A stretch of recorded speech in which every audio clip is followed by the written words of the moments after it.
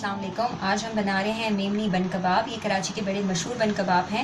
कोशिश करेंगे कि आपको ऑथेंटिक रेसिपी दें। इसकी चटनी बहुत मशहूर है। सबसे पहले चटनी के इंग्रेडिएंट नोटिस कर लीजिए आप लोग। ये मैंने हाफ़ बंच लिया है हरे धनिए का, हाफ़ बंच पुदीने का। ये मेरे पास तकरीबन 7 अदद जो हैं वो लहसुन के जवे हैं। 1 टीस्पून भरकर मेरे पास है ज़ीरा। 1 टीस्पून भरकर है मेरे पास कुटी हुई लाल मिर्च।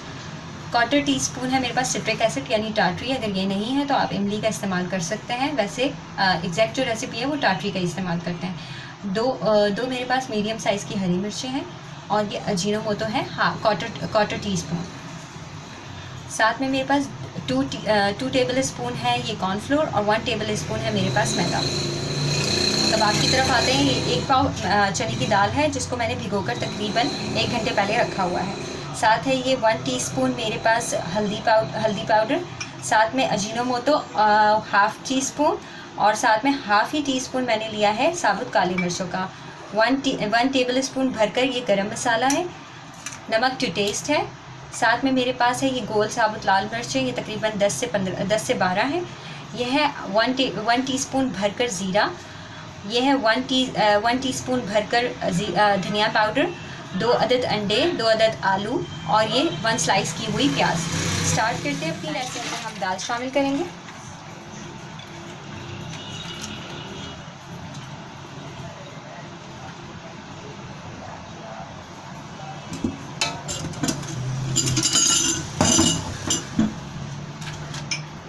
हल्दी पाउडर, काली मिर्च और अजीनोमोटो। ये है साबुत लाल मिर्चें, अदरक और लहसुन का पेस्ट,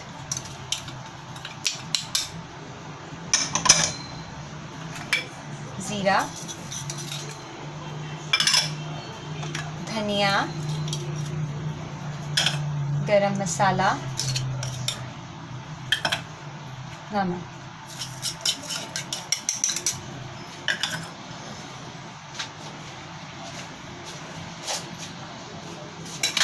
और ये आलू स्लाइस करके डाल देंगे।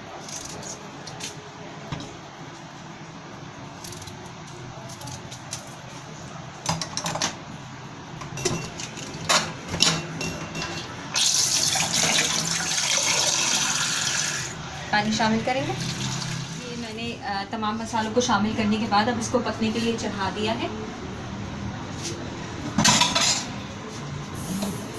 अब इसको हम गल जाने तक के लिए पकाएंगे।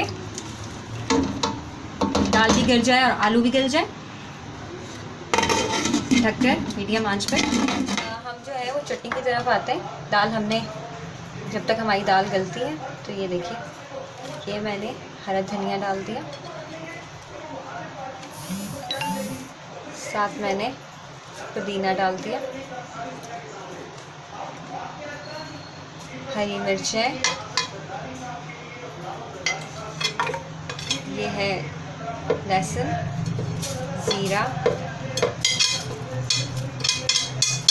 कुटी हुई लाल मिर्च अभी हम रोक लेंगे। साथ हमने अजीनोमोटो शामिल कर दिया और जनाब सिट्रिक एसिड शामिल कर दिया। कुटी हुई लाल मिर्च अभी नहीं डालेंगे।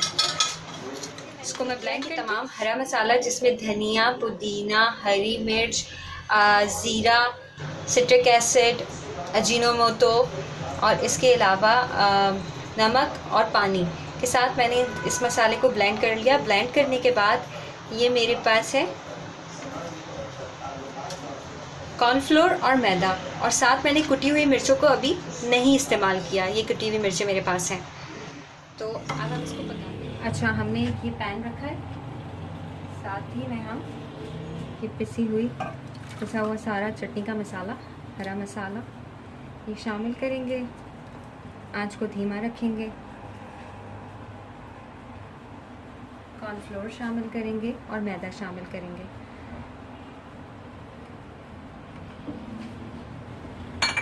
इसको पकाएंगे इतना कि ये थिक हो जाए और साथ कोई लम्स ना पड़े।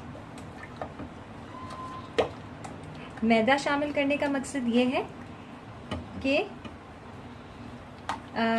कॉर्नफ्लोर से जो है वो नरम वो जो है ना पतली हो जाती है। अगर आप सूप भी बना रहे हैं तो उसमें 1 चमचा मैदा शामिल करेंगे तो आपका सूप लास्ट तक जो है वो थिक रहेगा और वो जो है वो पतला पानी की तरह नहीं हो जाएगा, इसलिए हमने इसमें मैदा शामिल किया है। एज रिक्वायर्ड थोड़ा सा पानी भी इसमें शामिल करेंगे,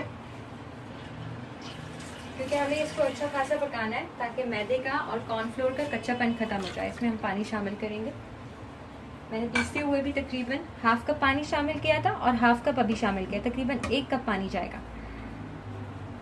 इसको हम इतना पकाएंगे कि बबल्स ऊपर आने लगेंगे, कि मैं आपको फिर दिखा। चटनी गाढ़ी भी हो गई है और इसके ऊपर इस तरह से बबल्स आने लगे हैं। बस ये तैयार है। इसको ठंडा करेंगे और इसमें हम कुटी हुई मिर्चें शामिल करेंगे।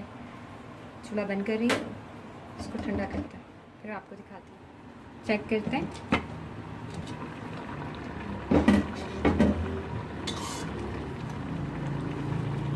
दाल हमारी बिल्कुल गल चुकी है। अब हम तेज़ आंच करके इसका पानी ड्राई करेंगे और फिर इसको ठंडा करके ब्लेंड करते हैं। ठंडी हो गई है, अब हम इसमें कुटी हुई मिर्चें शामिल करते हैं। दैट्स इट, ये तैयार है। इसको मिक्स करेंगे, इसको साइड में रखें। अच्छा, आप इसको रख सकते हैं फ्रिज के अंदर बॉटल में बंद करके, ये ख़राब नहीं होगी क्योंकि इसमें सिट्रिक एसिड डला हुआ है। और अगर आप इमली भी शामिल करेंगे और उसको पका के डीप फ्रीज़र में या फ्रिज में जैसे भी आप लोग रमज़ानों के लिए इसको रखेंगे तो ये ख़राब नहीं होगी। ये आपका एक तकरीबन हफ्ता 15 दिन चल जाएगी आराम से। इसको ज़रूर ट्राई कीजिएगा, ये बहुत मज़ेदार और बड़ी कबाब का मसाला मैंने ब्लेंडर में डाल के ब्लेंड कर दिया। बड़ा स्मूथ सा इसका और बड़े मज़ेदार सा पेस्ट तैयार है। इसको ये थोड़ा सा लिक्विड ही होगा तो परेशान होने की ज़रूरत नहीं है। इसको हम 10 से 15 मिनट के लिए फ्रिज में ठंडा करने के लिए रखेंगे। उसके बाद इसको शेप देंगे कबाब का और फिर फ्राई करेंगे। तो मैं इसको 10 से 15 मिनट के लिए फ्रिज में रखती हूँ। उसके बाद फिर आप लोगों को फ्राई ठंडे हो गए थे, फिर मैंने इनको शेप इस तरह से शेप दे दिया। ये ब्रेड क्रम्ब मैंने बनाए हुए हैं, बिल्कुल हल्के हल्के लगेंगे, ज़्यादा नहीं, बिल्कुल हल्के हल्के से इसके ऊपर लगा के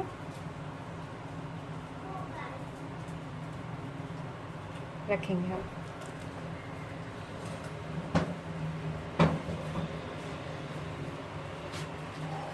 तेल जैसे ही हमारा गर्म होगा, अंडे में कोट करके फिर हम इसको फ्राई करेंगे।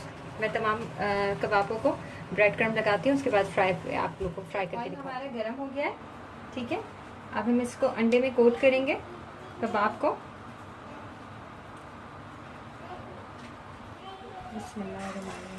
इसको इस तरह से डाल देंगे।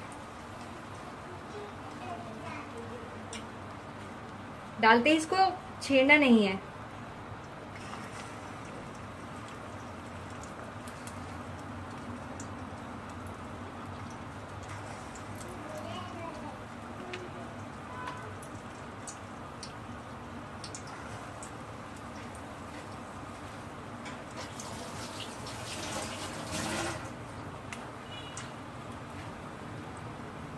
मैं इसको फ्राई करती हूँ, फिर आप लोगों को दिखाती हूँ। ये बर्गर बन है मेरे पास, इसको हम सेकेंगे।